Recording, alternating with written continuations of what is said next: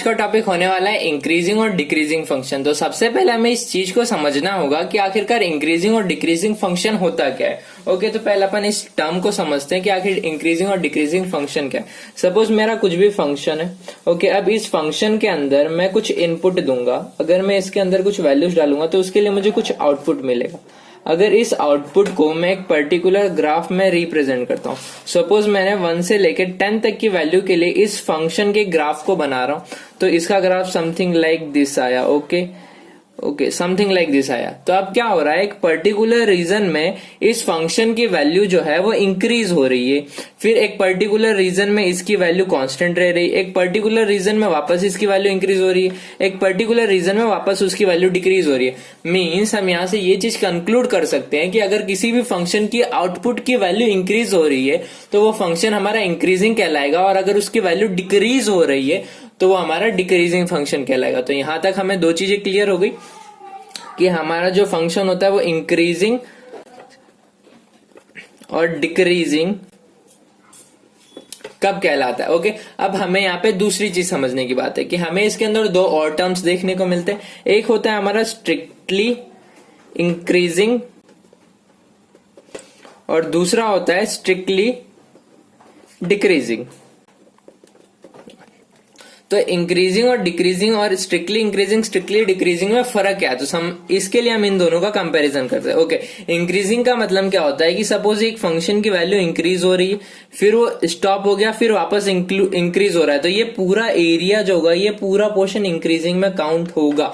Okay, ये पूरा portion increasing में काउंट होगा। लेकिन अगर स्ट्रिक्टली इंक्रीजिंग की बात करें तो उसमें जब तक वैल्यू इंक्रीज हो रही है वही पोर्शन काउंट होगा, जहां पे वैल्यू स्टॉप हो गई, मीन्स जहां पे वैल्यू 0 आ रही है वो पोर्शन स्ट्रिक्टली इंक्रीजिंग में काउंट नहीं होगा। मतलब सिर्फ ये इतने ही रीजन में स्ट्रिक्टली इंक्रीजिंग है और इस पूरे रीजन में ये इंक्रीजिंग फंक्शन है। ओके, तो इस तरीके से इंक्रीजिंग और स्ट्रिक्टली इंक्रीजिंग के बीच में आपको डिफरेंस समझ में आ गया।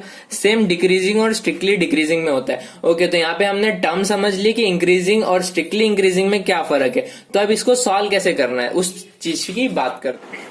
आगे का पूरा वीडियो और भी ज्यादा जोरदार होने वाले हैं। तो स्टार्ट करते हैं हम हमारे थ्योरम से। थ्योरम क्या कहता है कि अगर मेरा कोई भी फंक्शन एफ है वो कंटिन्यूअस है क्लोज ब्रैकेट ए से बी में और डिफरेंशिएबल है on open bracket a to b, then उस वक्त मेरा जो फंक्शन होगा वो इंक्रीजिंग कब कहलाएगा, वो इंक्रीजिंग कहलाएगा जब एफ डैश एक्स की वैल्यू ग्रेटर देन 0 आएगी।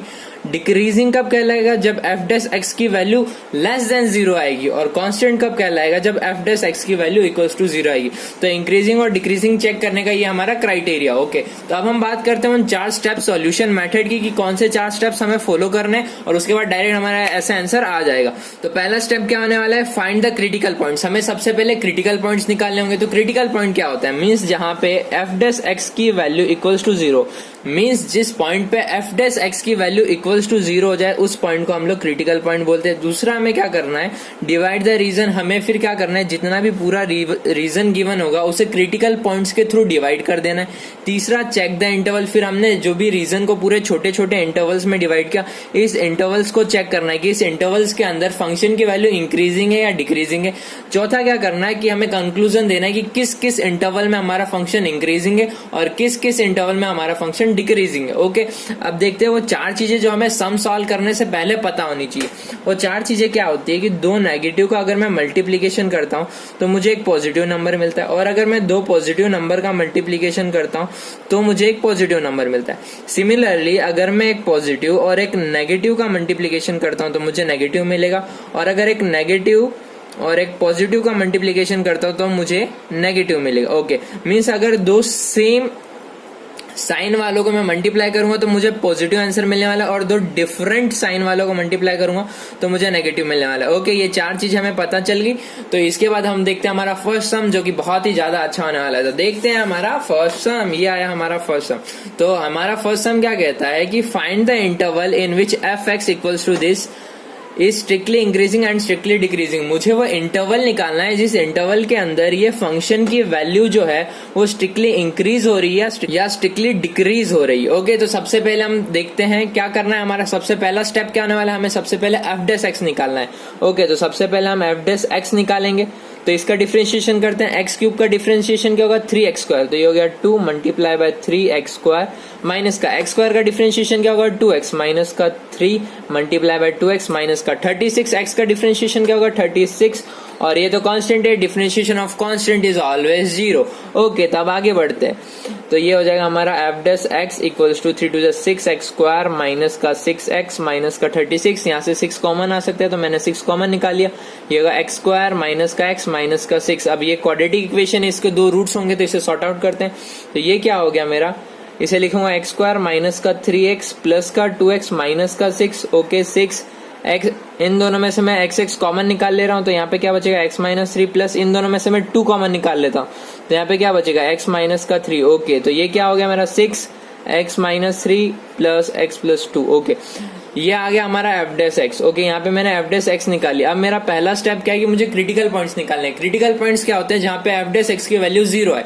0 कहाँ पे आ सकती है, अगर x की वैल्यू 3 होगी तो मेरा एफ डैश एक्स 0 हो जाएगा, क्योंकि ये टर्म 0 हो जाएगा। तो मेरा एक क्रिटिकल पॉइंट क्या हुआ, 3 हुआ। ओके, एक क्रिटिकल पॉइंट हमारा 3 है। दूसरा कौन सा हमारा क्रिटिकल पॉइंट है, माइनस का 2। अगर x की वैल्यू -2 होगी तो ये पूरा टर्म 0 बन जाएगा। तो दूसरा क्रिटिकल पॉइंट आया -2। ओके, तो अब हमने यहाँ पे क्रिटिकल पॉइंट्स निकाल लिए। अब दूसरा स्टेप क्या होता है, हमें रीजंस डिवाइड करना है, पर हमें यहाँ पे कोई भी रीजन प्रोवाइडेड नहीं है। इस केस में हम क्या करेंगे, हम पूरा रीजन कंसिडर करेंगे, मतलब -∞ से लेके +∞ तक। ओके, तो मेरा रीजन क्या होने वाला है, -∞ से +∞।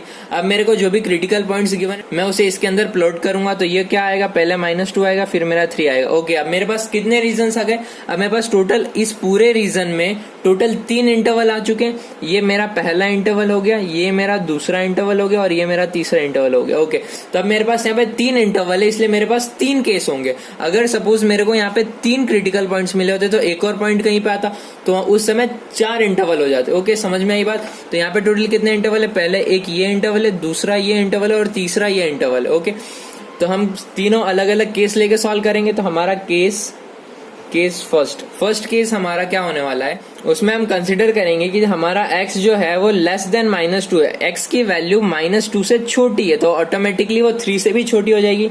Then x will automatically less than 3। Okay, अब इस केस में x इस -2 को इस साइड भेज रहा हूँ, तो x प्लस 2 की वैल्यू जो है वो लेस देन 0 रहने वाली है, और x -3 की वैल्यू लेस देन 0 होने वाली है। ओके, यहाँ से मेरे पास ये दो चीजें आई। अगर x प्लस 2 की वैल्यू लेस देन 0 मीन्स ये वाला टर्म मेरा क्या है, नेगेटिव है, और x -3 की वैल्यू लेस देन 0 है मीन्स ये वाला टर्म भी क्या है, ये नेगेटिव है। तो यहाँ पे दो नेगेटिव का मल्टीप्लीकेशन होगा तो क्या आएगा, पॉजिटिव। तो मेरा जो एफ डैश एक्स आएगा वो पॉजिटिव होगा, मीन्स मेरा जो फंक्शन है वो इस इंटरवल में इंक्रीज कर रहा है। Therefore F x is increasing. Okay, ये आ गया मेरा आंसर। दूसरा केस क्या होगा, हमारा केस सेकंड क्या होगा, पहला केस हमने ये वाला ले लिया। ओके, अब दूसरा केस क्या होगा हमारा, ये वाला। इसमें क्या होगा कि मेरा x जो है वो 2 से 3 के बीच में लाई कर रहा है, मीन्स मेरा x इज लाइंग बिटवीन -2 से 3 के बीच। तो यहाँ पे क्या हो जाएगा कि मेरा x plus 2 is greater than 0, और यहाँ से मेरा x -3 विल लेस देन 0 आया। ओके, तो ये मेरा जो x -3 है वो नेगेटिव है इस केस के अंदर, और x प्लस 2 जो है ये मेरा पॉजिटिव है। तो दो पॉजिटिव और नेगेटिव मीन्स अपोजिट साइन का मल्टीप्लीकेशन होगा तो क्या मिलेगा, मुझे नेगेटिव मिलेगा। तो इस केस में मेरा जो एफ डैश एक्स है वो डिक्रीज हो रहा है, मतलब मेरे एफ डैश एक्स की वैल्यू लेस देन 0 है, तो ये मेरा एफ एक्स जो होगा वो डिक्रीज होगा। ओके, अब हमने यहाँ पे 2 केस सॉर्ट आउट कर लिया, अब हमें तीसरा केस देखना है। तो केस नंबर थर्ड क्या है हमारा, कि जो मेरा x है वो ग्रेटर देन 3 हो, x की वैल्यू ग्रेटर देन 3 हो, तो ऑटोमेटिकली x की वैल्यू ग्रेटर देन -2 हो जाएगी। इस केस में x -3 जो है वो ग्रेटर देन 0 होगा, और x प्लस 2 जो है वो भी ग्रेटर देन 0 होगा, मीन्स इसकी वैल्यू भी पॉजिटिव होगी और इसकी वैल्यू भी पॉजिटिव होगी। दो पॉजिटिव का मल्टीप्लीकेशन पे मेरे को एक पॉजिटिव मिलेगा, मीन्स मेरा एफ डैश एक्स जो है वो ग्रेटर देन 0 आया। इसका मतलब मेरा एफ एक्स जो है वो इंक्रीजिंग फंक्शन है। ओके, तो यहाँ पे मेरा एफ एक्स जो है वो एक इंक्रीजिंग फंक्शन है। ओके, अब हमने यहाँ पे सब केस देख लिए, यहाँ पे हमने 3 स्टेप्स कर लिया। अब हमें फोर्थ वाला स्टेप करना है। फोर्थ स्टेप क्या था हमारा, कि हमें कंक्लूजन देना है कि हमारा फाइनल आंसर क्या है। तो हम लोग स्टेटमेंट देते हुए फाइनल आंसर लिखेंगे, the function f(x) is increasing in interval। कौन से इंटरवल में वो इंक्रीज हो रहा है, वो हो रहा है -∞ से -2 और 3 से ∞। ओके, इस दोनों केस में वो इंक्रीज हो रहा है इन interval -∞ to -2 union 3 to infinity and decreasing in interval -2 to 3। Okay, ये सिंपल, ये हमारा फाइनल कंक्लूजन हो जाएगा। तो इस तरीके से आपको पूरे एक सम को सॉर्ट आउट करना है। बहुत ही सिंपल तरीके है, सिंपल से 4 स्टेप है, उन्हें फॉलो करना और डायरेक्ट आंसर आ जाएगा। पहला स्टेप क्या है कि हमें f' निकालना है और उससे हमें क्रिटिकल पॉइंट्स निकाल लेते हैं। दूसरा स्टेप क्या है कि जितना भी रीजन आपको प्रोवाइडेड हो उसे क्रिटिकल पॉइंट्स की मदद से डिवाइड करना है। तीसरा स्टेप क्या है कि हमें उन इंटरवल्स को चेक करना है। ओके, तो सबसे पहले पहला इंटरवल लेना है। पहला इंटरवल कैसे हो जाएगा कि इससे छोटा है तो ऑटोमेटिकली इससे छोटा हो जाएगा। दूसरा इंटरवल क्या होगा कि इन दोनों के बीच में आ रहा है। तीसरा इंटरवल क्या है कि इससे बड़ा है तो ऑब्वियसली इससे भी बड़ा होगा। तीनों इंटरवल चेक करोगे तो आपको ऑटोमेटिकली पता पड़ जाएगा कहाँ इंक्रीज हो रहा है, कहाँ डिक्रीज हो रहा है। अगर इंक्रीज हो रहा होगा तो f' की वैल्यू पॉजिटिव आएगी, अगर डिक्रीज हो रहा होगा तो f' की वैल्यू नेगेटिव आएगी। तो इस तरीके से आपको तीनों केस चेक करने हैं, उसके बाद सीधा आपको फोर्थ आपका आंसर कंक्लूजन दे देना है और आपका आंसर आ गया और आपके सारे मार्क्स आपको मिल जाएंगे। तो अब देखते हैं हमारा नेक्स्ट क्वेश्चन। ये हमारा लास्ट टाइप का क्वेश्चन होने वाला है, बट थोड़ा डिफरेंट और इंटरेस्टिंग क्वेश्चन होने वाला है। तो देखते हैं हमें क्वेश्चन क्या कह रहा है। Decide the interval in which function f(x), okay, यहाँ पे हमें कुछ ट्रिग्नोमेट्री टाइप गिवन है, इज इंक्रीजिंग और interval in which it is decreasing जब x यहाँ से यहाँ बिलोंग कर रहा है। ओके, तो जब ट्रिग्नोमेट्री टाइप क्वेश्चन हो और उसमें आपको इंक्रीजिंग और डिक्रीजिंग निकालना है तो उस वक्त हमें किस तरीके से सम को अप्रोच करना है वो हम इस सम में सीखने वाले हैं। तो सबसे पहले सिंपल फर्स्ट स्टेप हमारा रहता है f' निकालना। तो सबसे पहले हम निकालने वाला f'। ओके, ये क्या है हमारा x⁴ है। x⁴ का डिफरेंशिएशन क्या होता है हमारा 4 जिस x क्यूब, तो ये हो जाएगा 4 sin क्यूब। किसे x माना, sin x को। डिफरेंशिएशन ऑफ sin x क्या होता है हमारा cos x प्लस एक ये भी क्या है x⁴ का क्या होगा 4x क्यूब, जिसे x माना था। cos x का डिफरेंशिएशन होता है माइनस का sin x। अगर आपको अभी भी ट्रिग्नोमेट्रिक्स के सभी फॉर्मूले नहीं पता है तो मैंने इसके ऊपर ऑलरेडी एक स्पेसिफिक वीडियो बना रखी है जिसे आप देख सकते हैं और वहां पे आपको एक बार देखेंगे तो आपको गारंटीड सभी फॉर्मूले फटाक से याद हो जाएंगे। अब आगे इसे सॉल्व करते हैं। तो ये क्या हो जाएगा हमारा 4 sin cube x cos x minus का 4 cos cube x sin x। अब इसे हम थोड़ा सा सिंप्लीफाई करने वाले हैं। उससे पहले आपको मैं 2 चीजें बता देता हूँ। 2 फॉर्मूले आपको पता होना चाहिए।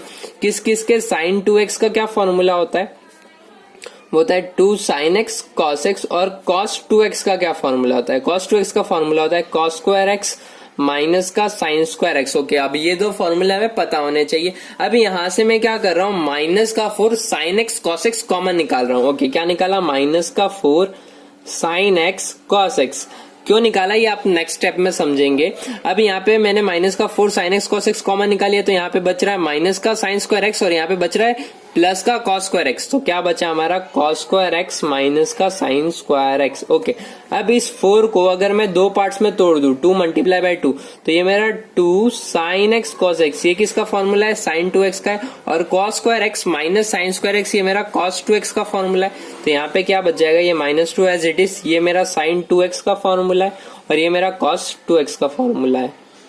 ओके, ये चीज आई मेरी। अब एक और चीज देखिए कि ये वापस से क्या हो गया, sin 2x cos 2x, तो ये 2 sin x cos x। Okay, अब यहाँ पे x था तो यहाँ पे 2x आया, तो अगर यहाँ 2x होता तो ऑब्वियसली यहाँ पे 4x आता। तो सिमिलरली ये वापस ये वही फॉर्मूला बन रहा है 2 sin x cos x का, तो ये क्या हो जाएगा माइनस का sin 4x। तो ये हो जाएगा माइनस का sin 4x। ओके, ये चीज आई मेरी। अब मुझे पता करना है ये कौन से इंटरवल में इंक्रीज हो रहा है और किस इंटरवल में डिक्रीज हो रहा है। ओके, तो इंक्रीजिंग के लिए क्या कंडीशन है कि मेरा f' जो है वो ग्रेटर देन 0 होना चाहिए, और डिक्रीजिंग के लिए क्या कंडीशन है कि f' जो है वो लेस देन 0 होना चाहिए। ओके, ये 2 कंडीशन है।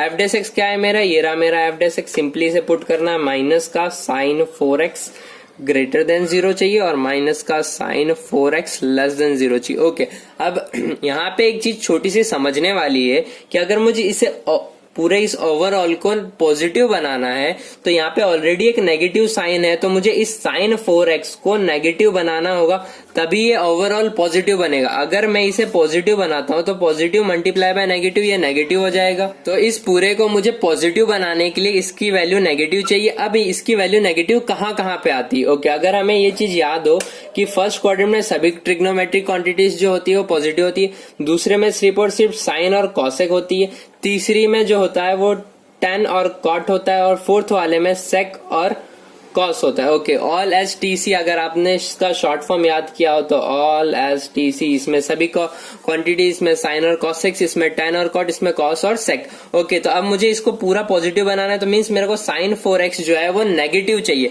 साइन 4x नेगेटिव कहाँ कहाँ पे आता है, वो कहाँ पे आएगा, इन दो क्वाड्रेंट में नेगेटिव आएगा, इस थर्ड वाले में और फोर्थ वाले में। वो कहां से कहां तक आता है, पाई से 2 पाई के बीच में आता है। ओके, तो मेरा जो 4x है वो कहां से कहां बिलोंग करेगा, पाई से 2 पाई में बिलोंग करने वाला है। तो मेरी x की वैल्यू जो है वो कहां से कहां बिलोंग करेगी, पाई बाय 4 से पाई बाय 2 तक। ओके, तो मीन्स मेरा इस इंटरवल के अंदर मेरा fx जो होगा वो इंक्रीज कर रहा होगा। सिमिलरली अब मुझे यहाँ पे इसके क्या चाहिए, डिक्रीजिंग वैल्यू चाहिए, मीन्स ये ओवरऑल नेगेटिव होना चाहिए। तो इसे ओवरऑल नेगेटिव बनाने के लिए मुझे इस पूरे टर्म को, सिर्फ इस साइन 4x को पॉजिटिव बनाना होगा।